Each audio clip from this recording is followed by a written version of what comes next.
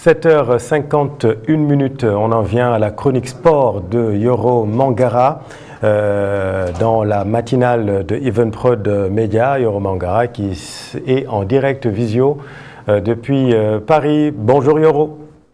Bonjour Chérif, bonjour à tous. Vous nous parlez ce matin de la piste très sérieuse de Patrick Vieira comme sélectionneur des Lions du Sénégal. Mais d'abord, un mot sur Hervé Renard qui, lui, a officiellement retrouvé les éléphants de la Côte d'Ivoire comme sélectionneur, poste qu'il avait déjà occupé en 2014 et 2015 avec à la clé une victoire finale en Coupe d'Afrique des Nations. Le renard a enfin son fromage, hein. Hervé est le nouveau sélectionneur des éléphants de la Côte d'Ivoire. Le technicien français a passé son temps ces dernières années à guetter les bons des sélections africaines. Côte d'Ivoire, Sénégal, Tunisie, Maroc, pour ne citer que celle-là. Un bon renard, il a su identifier le bon poulailler pour continuer à écrire son histoire avec le football africain. Sa patience et sa ténacité ont fini donc par payer. Hervé Renard a été choisi pour remplacer Emers Payet. Il avait déjà voulu venir en 2024 pour une petite pige afin de suppléer feu Jean-Louis Glacé après une phase de poule de la CAN catastrophique des éléphants dans leur propre pays. Il a été stoppé net par la Fédération française de football avec laquelle il était sous contrat. Le technicien de 57 ans retrouve ainsi une équipe, un pays qu'il connaît bien pour avoir mené les éléphants à leur second sacre continental en 2015. Il aura pour mission de faire gagner la Côte d'Ivoire la prochaine Coupe d'Afrique des Nations, c'est dans quelques mois, et faire mieux qu'une place de 16e de finale de la Coupe du Monde. À la prochaine Coupe du Monde, ce sera en 2031. Partie de ce mondial se jouera d'ailleurs en Afrique, précisément au Maroc, un pays que notre fameux renard connaît bien.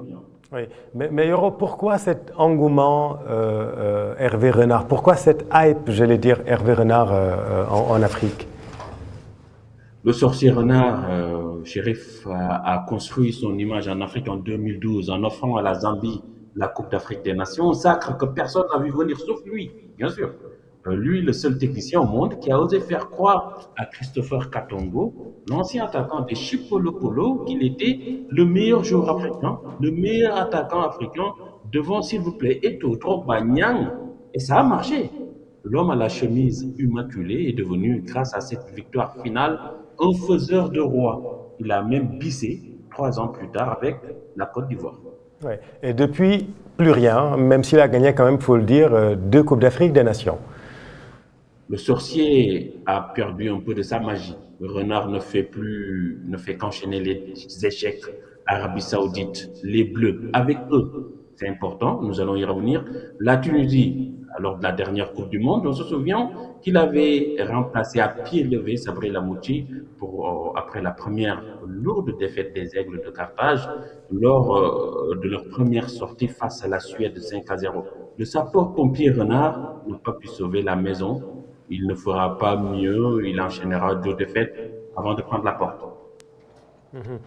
Pour faire court, Yoro, Hervé Renard, c'est un dieu vivant apparemment en Afrique, mais pompe à vélo en Europe, c'est ça? C'est ça. Je n'irai pas jusqu'à dire que Renard est considéré en Europe comme une pipe, mais force est de constater qu'il ne fait pas rêver les grandes nations du football, ni les clubs, ni les sélections occidentales. Hervé s'est cassé les dents à Sochaux, avec un bilan famélique de 11 victoires, 8 matchs nuls et 14 défaites, avec une relégation en Ligue 2 en fin d'exercice. Il ne fera pas mieux avec Lille lors de la saison 2015-2016. 14 petits matchs, 3 victoires, 7 nuls et 4 défaites.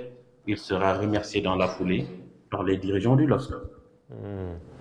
Et aujourd'hui, Yoro, peut-être que Patrick Vieira pourra démentir cet adage. On parle beaucoup de lui au Sénégal pour succéder à Pape Thiaw. Qu'en pensez-vous? Oui, parce que pour revenir à Hervé Renard, il va terminer chez les féminines en 2023, mais hélas, c'est encore un Hervé raté pour Renard. Comme dit l'adage, Chérif, nul n'est prophète chez soi. Oui. Mais attention, peut-être que lui, Patrick Vieira, va faire mentir cet adage. Sur plusieurs médias, des discussions sont en cours entre Pat et le natif de Dakar, sur des discussions entre le natif de Dakar et la Fédération sénégalaise de football. Je ne sais pas si vous vous souvenez de cette chanson quand il était au Gunners d'Arsenal. Vieira, oh, he comes from Sénégal, he plays for Arsenal. Donc ils ont voulu rappeler qu'il est né au Sénégal et qu'il jouait pour Arsenal.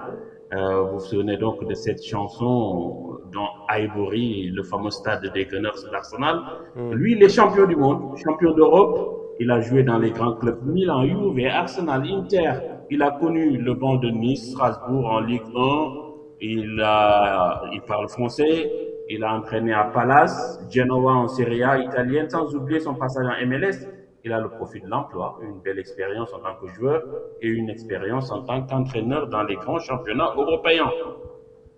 Bon, Vieira, comme from Sénégal, bon, je chante pas mieux que toi apparemment, mais est-ce suffisant quand même pour diriger le Sénégal?